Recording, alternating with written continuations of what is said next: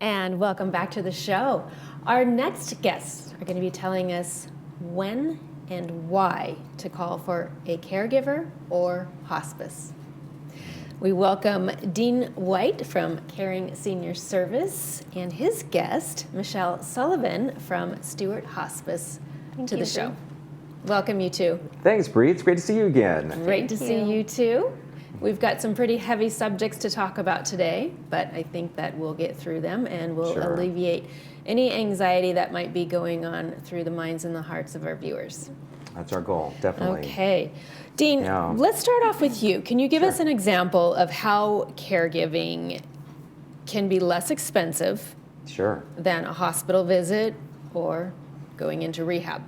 You know, we have a great example right now. We're in a home right now that we're there just for a couple days a week, and the family was just trying to get mom to have a caregiver come in because the family could see it that is needed. She needed that. It was time. And mom was just really reluctant, and sure enough, mom fell in the middle of the night. And so she not only now has the cost of the ambulance, but the cost of the pain of going through rehab. She'll be in rehab for 2 weeks, and then she has 3 broken ribs and a bruised knee from falling. And just that time with the family and et cetera, that the family's now going to take time off for their day and to be there. So that's a cost away from their work. And then also the pain for mom just to rehab. When she gets out of rehab, which is often aren't the greatest facilities compared to home. Home is wonderful. Right. And then we bring in more caregivers, which if we're just able to balance that with a system where we can have a caregiver come every day, and there's a good chance that we're able to monitor how mom is doing.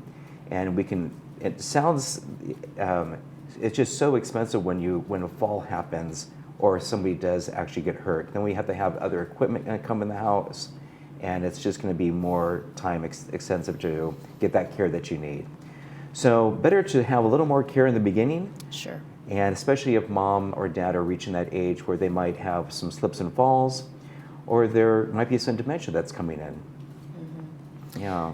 Yeah, so on the heels of that and having caregiving in the home, let's touch on the subject of hospice. Mm-hmm. Michelle, you work for Stewart Hospice. I do. So how do you take the fear out of, I call it, the H word, because it's a very scary word. It's a very serious word. But so how do you take that fear out of the minds of people who are considering bringing hospice in, or maybe their physician has told them that it's time? How do you take the fear out of the minds of the families? So oftentimes people associate hospice with giving up hope.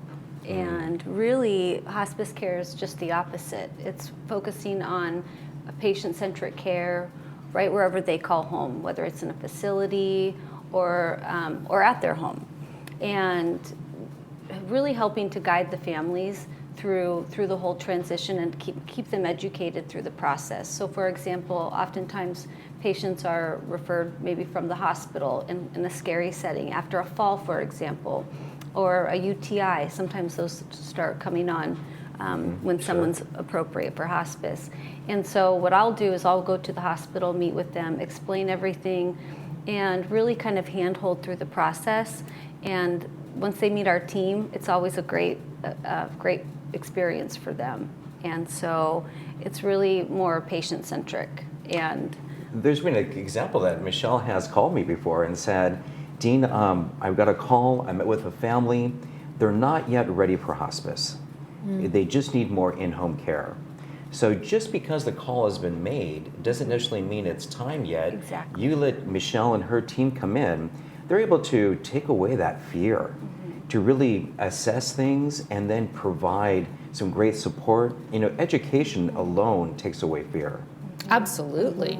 100%. And reassurance. And once somebody comes on to hospice, you don't have to stay on hospice. So if they change their mind down the road and say, you know what, I want to get one more treatment, or there's a new trial that I want to try, then they're welcome to do that. And so it's not that they have to, that it's just by signing consents and coming on service means that they have to stay on. They definitely have choices.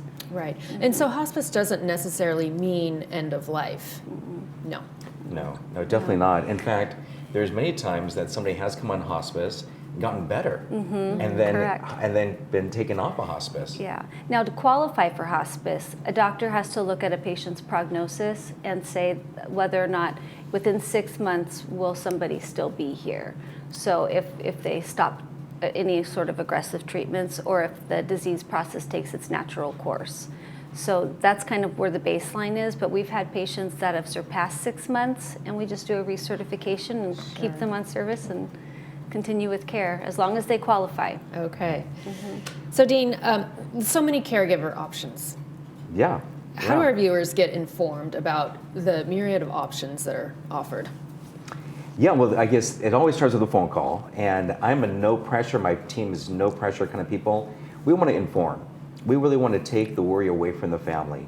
And so a lot of times we will meet with them and just talk with them about what options they have. Some people are calling me and they don't even know that they have VA benefits, for instance, or that how to engage with their long-term care. And so sometimes I'm able to just talk with them and find out that there's other ways for us to pay for things. And then just options of what caregivers can do. Anything from doing laundry to preparing meals to preparing meds, companionship, doctor visits, groceries, cooking meals is a huge one. Just to know that mom or dad are getting good meals on a regular basis. And then if we provide a caregiver that is a good caregiver but just not the right fit for the family, that's a simple phone call. They just call us and say, Dean, lovely caregiver, just not the right fit for us. Sure. And then we bring in somebody new. Sure.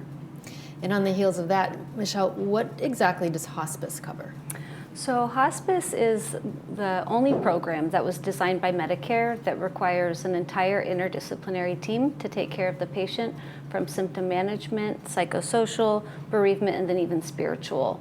So you have a whole team that comes into your home. The only person that you have to have is the nurse. So if you don't want to have somebody come in for maybe bath visits, or you don't want a social worker to come in, you don't have to have those services.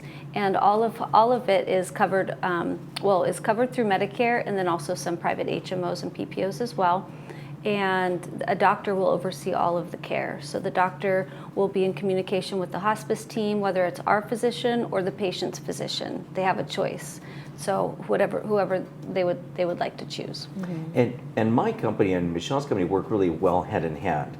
So the caregiving can be there 24/7 or as few as 4 hours a week. But we come on as a caregiver. Then when somebody brings in hospice comes in and they can provide a hospital bed. They can provide multiple other things that somebody might need, including oxygen, and anything that can help prolong and enhance somebody's life. And that, again, that's covered all under Medicare. Sure. And what would you both say? What would your advice be when you have a very independent parent or loved one who just thinks that they can do everything themselves, and it's really hard on the families? They have to bathe them, they have to clean them, they have to do everything. It's almost as if they're taking care of a young child again. But the parent just utterly refuses. Yeah, we have that a lot. We have Joe right now that just wants his wife to take care of him. Yes. And yes. Joe has dementia, and it is beautiful family. Love this family. And the wife is just so much weight upon her. It's so much that she loses sleep. She is one step away from getting ill herself. So we slowly bring a caregiver in and have that person come alongside of the family. And then throughout the months, we'll increase hours. But it doesn't mean that we jump in full force yet. Right. But we So get just somebody kind of comfortable. dipping their toes in and That's just right. having the family, just kind of build that rapport and that friendship, That right? trust, absolutely. The trust. Yeah, and same with hospice. So if we assign a nurse to a family and it doesn't really jive and they want someone else, we can always change out staff. But it's really about starting off slow and building that trust with the family. And typically, just having the right person in there makes a huge difference. So even for example, we have my friend's mother was on service with us for hospice, and we worked with Dean's Company, and Dean's Company provided a wonderful caregiver, Brittany, to my friend's, her mother's boyfriend. And Norm is very, very hard-headed and wants his space, but he was able to get wonderful care with Brittany. You know, the caregiver makes a huge deal. You know, the caregiver can come in and instantly build rapport, and they know their job because that's what their heart is. Right. And they're just beautiful people that come underneath. The same thing with that you have with Tracy and your nurse. She is wonderful. They love Tracy. She is wonderful. Yeah, so it really comes to the right caregiver walking in, and just the families can see it happen, and then the anxiety just goes down on everybody, and the person's life and joy builds back up. Well, I can attest to everything that the both of you are saying. I've been through this entire experience myself, and have been through every single stage. And when those caregivers came in, I just, you know, it's a sad moment, but it's a relief. It really helped with all the anxiety.